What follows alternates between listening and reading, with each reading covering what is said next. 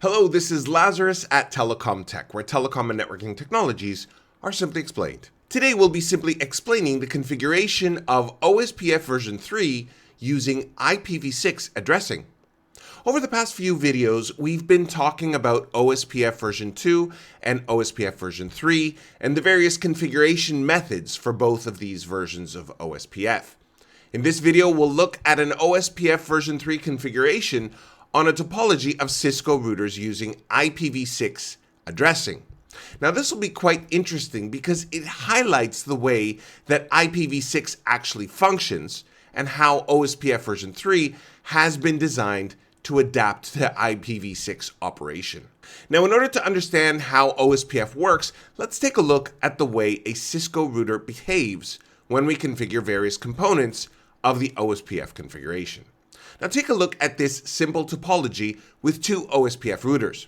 In this video, we will enable OSPF globally on both routers, we'll enable OSPF on these particular interfaces, and we'll cause the routers to become OSPF neighbors. We'll also configure these two IPv6 networks to be advertised through OSPF to the neighboring routers. Now note that the neighbor relationship that will be established will be over an IPv6 communication. No IPv4 addresses will be configured anywhere on this topology. So the first step here is to enable IPv6 on both routers. To do this, we use the following configurations. We must enable IPv6 routing with this command here, IPv6 unicast routing.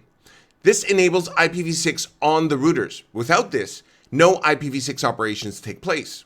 Most Cisco devices, as well as those from other vendors, are configured to operate using IPv4 by default.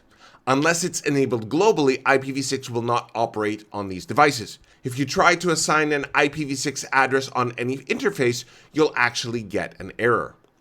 Next, we'll configure our loopback addresses with the IPv6 addresses as indicated in the diagram. These are configured like so. You'll notice here that these two loopbacks are found within different IPv6 prefixes of a size of /64. In the context of IPv4, these would be considered different subnets. Here, by issuing the IPv6 address command, we have enabled the operation of IPv6 on these loopback interfaces. Now, the reason I mention this is because we'll see how this differs from what we'll do when configuring these physical gigabit Ethernet interfaces.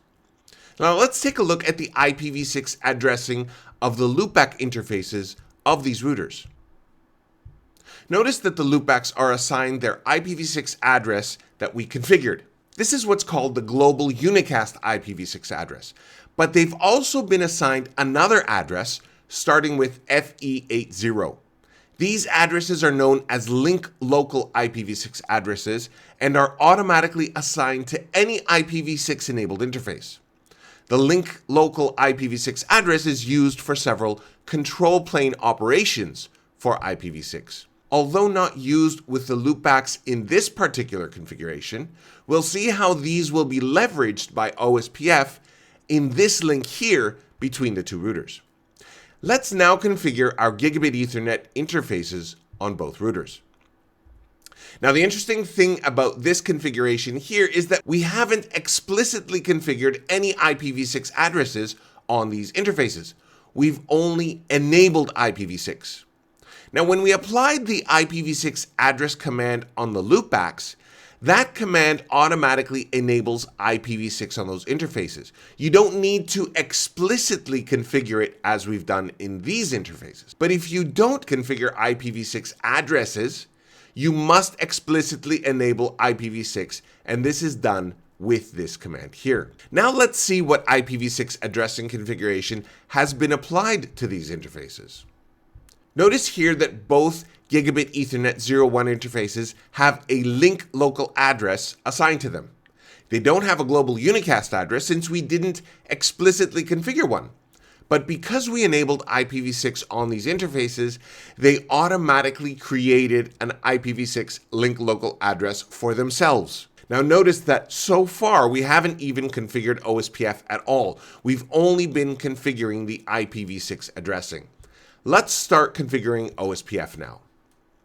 Now these commands here are used to simply enable OSPF version 3 specifically for IPv6. We're not using the address family option, but we're enabling OSPF version 3 only for IPv6.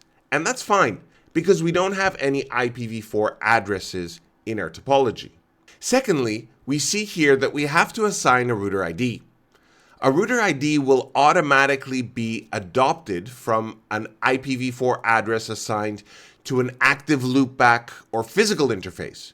But because we have no IPv4 addresses on any interfaces, OSPF will actually not operate unless the router ID is explicitly defined.